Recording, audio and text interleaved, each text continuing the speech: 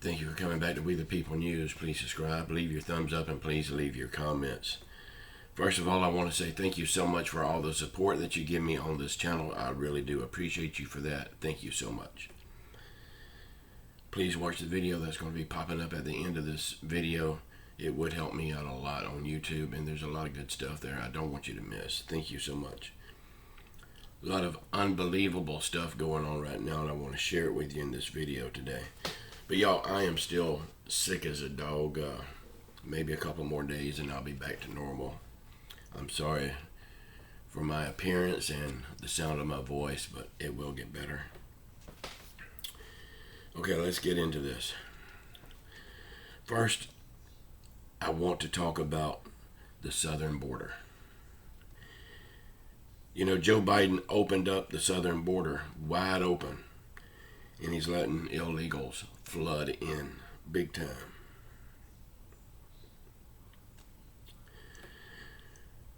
They're coming into our country using up all of our resources that our American citizens could be using.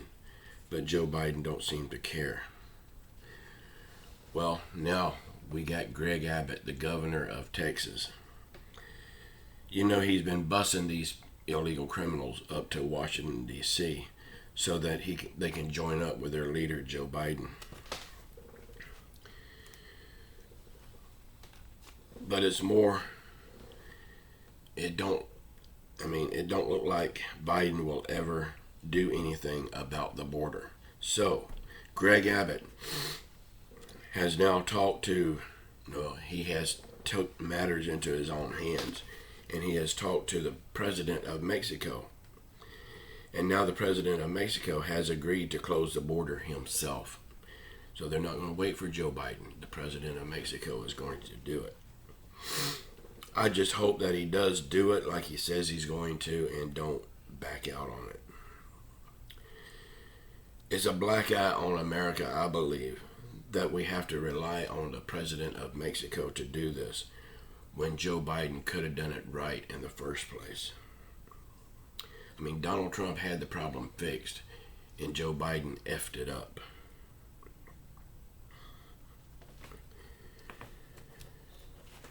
This past weekend, there was 2 illegals trying to cross the Rio Grande, and it looked like they was in trouble. It looked like they could be drowning. So one of the border patrols went out to help them. Come to find out, they was struggling because they was smuggling in fentanyl to our country. Well, now that border patrol can't be found. He's missing. God only knows what happened to him. Johnny Depp. We will not be talking about Johnny Depp here on this channel, because everyone, including their uncle, has been talking about Johnny Depp, so we won't do it. And frankly, my dear, I just don't give a damn about Johnny Depp. He's just another rich Hollywood elite figure. Man, I said we wouldn't talk about him, and I've been talking about him, man. Thank you all so much for all the support that you give me on this channel. I really do appreciate you. Please comment below what you think about all of this stuff so far. The next crisis has been planned already. Planned. Now they say in 6 months we will have a massive food shortage. Yes, I said it right. The next crisis has been planned. You read into that what you want to, but if they're saying it's 6 months out, couldn't they be working on that to fix it before it actually happens? Planned.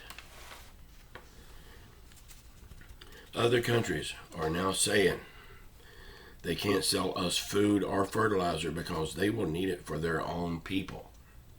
What a novel idea. Hey, Joe Biden, did you hear that? They need the food and fertilizer for their own people. And you can't send any help to the American people. What a shame. Joe Biden, I wish you could just have a half a brain and you can see that all of that $800 million of our tax money that you send to Ukraine every week almost every week since the war started. Well, our American citizens could use that money. They are suffering. They're struggling on Social Security, SSI, SSDI, and VA. Barely making ends meet. But you don't give a damn, do you? Now Ukraine is saying that the United States needs to send another $2 billion with a B. Send another $2 billion if they're going to win the war. I got to tell you how I feel about that. No, we don't have to send a damn thing. If they can't afford this war, they need to get out of it. I mean, we got people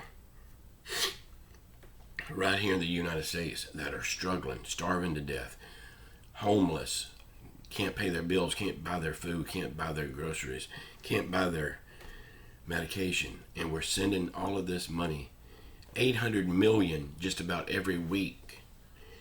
And now they're demanding another $2 billion. No, we don't have to give them a damn thing. And this $2 billion is on top of the $800 million that they send almost every week. I gotta say it again. No, we don't have to send them another penny. But we will, because Joe Biden don't care about the American people. He only cares about other countries. I know they're in a tight spot. They're in very hard situations, and we should help them. Maybe not to the extent that we're helping them, because we need to take some of that money and help the American people. I think $800 million a week and another $2 billion, I think we could scrape out a little bit to help the American people. It looks like we have plenty of money to help everyone else all over the world, but not the American people. That should matter the most. That's our own citizens. It's their money. This money could help them pay their rent, pay their car payment, pay their utilities, buy food, buy their medications. But our own commander-in-chief, Joe Biden, just don't give a damn. And he proves it every day, day in and day out. Just when you thought it was safe to take off your mask, I like to call them face diapers, because that's what they look like. They look like panty liners that you're wearing on your face. Joe Biden is thinking about mandating you to put them on again. He wants you to submit to his will. Well, I'm going to tell you the truth. I will only submit to God's will. And Joe Biden is a long way from being godly. He's more close to being the devil than he is God. Y'all please sound off in the comments below. Let me know what you think about all this stuff. Will you remask? Will you put on a mask again? Well, I took my mask off long ago, and I will not put it back on. If a business tells me I have to put on a mask, I'll just go to another business. I had one business that I was going to go into. It was Claire's in the mall. It's a jewelry store for young girls. I was going in there with my granddaughter. And they said, you got to sanitize your hands and put on a mask before you come in. I said, really? I do? No, really, I don't. And I turned around and walked away. If more people would do that, these companies would start losing business when they start putting these crazy mandates on people. They will turn around and say, this is not worth it. We're losing our business. But we got a country full of sheep. Y'all please comment below what you think about all this stuff. And thank you so much for all the support that you give me. And I promise, in the next couple of days, I will get better at this. I got this flu right now, and no, it's nothing big. It's just a common cold, but it's a bad one.